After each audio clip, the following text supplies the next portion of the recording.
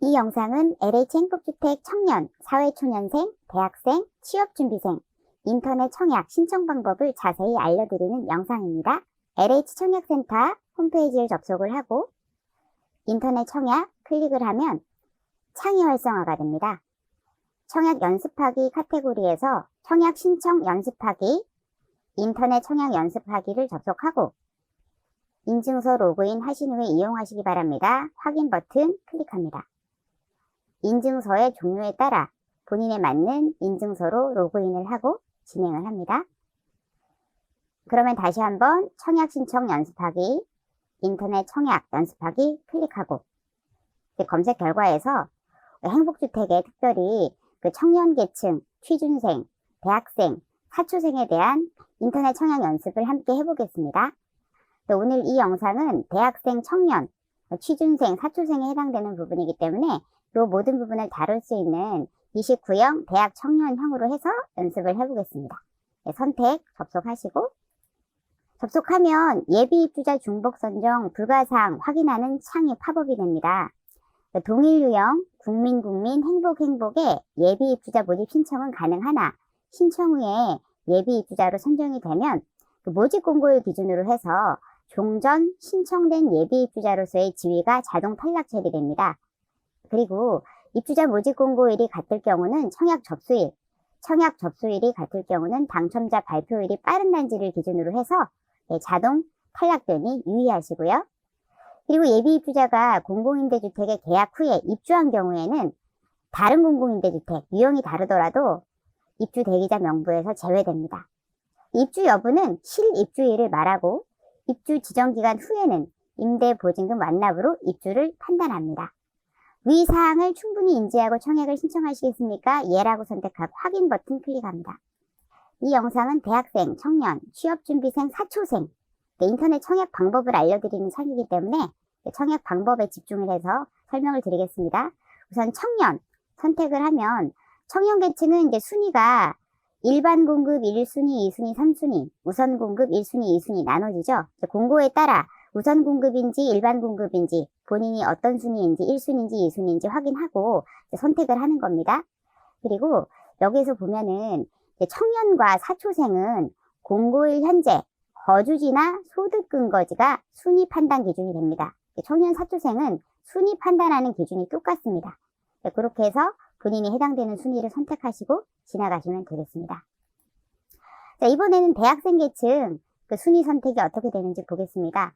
대학생 같은 경우는 공고일 현재 거주지나 재학 중인 대학 소재지를 기준으로 판단합니다. 공고일 현재 거주지, 등본상의 주소, 그리고 본인이 재학 중인 대학 소재지를 기준으로 순위를 판단하는데 여기서 재학 중인 대학 소재지라는 것은 본인이 재학 중이거나 다음 학기 입학, 복학 예정인 캠퍼스 소재지를 기준으로 해서 순위를 선택하면 됩니다.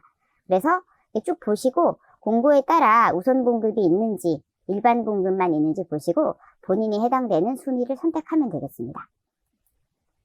자, 이번에는 취업준비생 보겠습니다. 취준생은 공고일 현재 등본상의 주소를 기준으로 순위를 선택을 합니다. 그래서 거주지 기준인 거죠. 우선 공급도 일반 공급도 거주지 기준으로 순위를 선택하면 되겠습니다. V 표시는 이제 필수로 입력해야 되는 사항이기 때문에 V 표시가 안 돼 있는 부분은 해당자만 입력하는 겁니다. 먼저 순위별 해당 지역 최근 전입일 있죠. 최근 전입일은 순위를 사초생이든 대학생이든 청년이든 취준생이든 순위를 거주지로 선택한 신청자만 최근 전입일을 입력하는 거니까 거주지로 순위를 선택하지 않은 사람은 이 부분은 필수가 아니잖아요. 그냥 지나가면 됩니다. 그래도 인터넷 청약은 무리 없이 진행이 됩니다.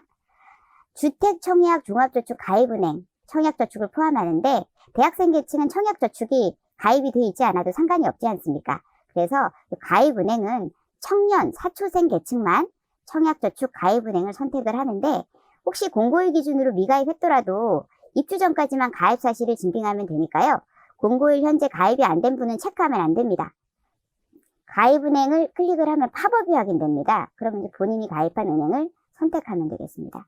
미가입자는 반드시 입주 전까지 가입 사실을 증빙해야 탈락 처리가 되지 않습니다. 그리고 소득이 있는 업무의 종사 여부는 여기 필수 체크되어 있죠.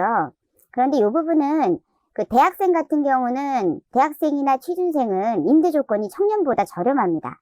그런데 청년, 사회초년생 같은 경우도 소득이 없는 청년은 임대 조건을 대학생 계층처럼 할인을 해줍니다. 그래서 소득이 있는 업무의 종사 여부는 반드시 체크해야 됩니다. 거주지로 순위를 선택한 청년 사초생도 소득이 있는 업무에 종사하는 경우에는요, 예라고 선택해야 됩니다. 그래서 직장명을 검색해서 입력해야 하고, 이 부분은 순위에 영향을 주는 건 아니고 임대 조건 적용할 때 소득이 있는 청년은 임대 조건이 청년 계층의 그 임대 조건으로 이제 적용이 되고, 소득이 없는 청년은 대학생 계층에 할인되는 임대 조건으로 적용을 하기 위함입니다. 순위를 소득 근거지로 선택한 경우는 반드시 예라고 선택을 해줘야 되겠죠. 청년 계층과 대학생 계층의 세대 구성원의 범위가 달라지는데요. 우선 첫 번째로 청년 사초생이 공고일 현재 등본의 1인으로 단독 세대주이거나 등본상에 본인이 세대원으로 그 등본을 발급했을 때 맨 위에가 세대주가 등재되어 있고 그 아래쪽에 세대원으로 등재되어 있을 때는 본인만, 청년 본인만 입력을 합니다. 그래서 로그인을 하면은 본인만 기본적으로 세팅이 되어 있습니다. 그래서 이 부분에 본인이 신청자가 속한 세대주와의 관계에서 본인이 단독 세대주이면은 세대주 본인으로 하면 되고, 세대원일 때에는 그 세대주가 만약에 아버지로 되어 있으면은 본인은 관계가 자아이겠죠? 그런 식으로 기준을 해서 입력을 하면 됩니다. 공고일 현재의 청년 사초생, 사회초년생이 세대주일 경우는 그 등본상에 세대원으로 등재되어 있는 그 본인의 세대 구성원을 이제 입력을 해야 되는데, 예를 들어서 본인이 세대주고 부모님이 세대원으로 등재되어 있다. 그러면은 셀을 2개를 추가를 해야 되겠죠. 부모 입력을 하고, 이름, 주민번호, 관계, 또 관계. 이 부분은 신청자의 관계. 여기서는 요 기준은 신청자가 속한 세대주와의 관계. 그러니까 지금 이 경우는 청년 사회초년생이 세대주니까 세대주가 본인이겠죠. 세대주와의 관계 본인, 그리고 여기에 세대주와 관계 부모 이렇게 체크해 주시면 되겠고, 등본에 같이 등재되어 있을 때 이 경우인 거잖아요. 청년 사초생은 공고일 현재 본인 등본에 부모님 또는 이제 세대 구성원 범위에 드는 분이 그 등본에 등재되어 있고 본인이 그 세대주일 때 이렇게 추가되고 구성되는 거니까 반드시 동일 세대가 돼야 되겠죠. 대학생 취준생일 경우에는 청년하고는 다릅니다. 대학생 취준생은 반드시 부모가 등본 등재 여부와 무관하게 세대 구성원으로 포함합니다. 그래서 공고일 현재 대학생과 취준생 등본에 부모님이 등재되어 있든 없든 부모님은 반드시 추가해서 그 입력을 해줘야 되고요.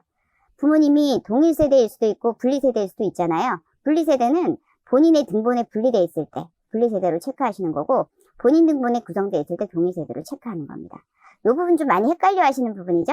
네, 참고하시면 되겠습니다. 가구원수 입력하는 부분, 앞에서 세대 구성원 어떻게 입력하는지 봤잖아요. 그 부분에 맞게 가구원을 선택하면 되겠습니다.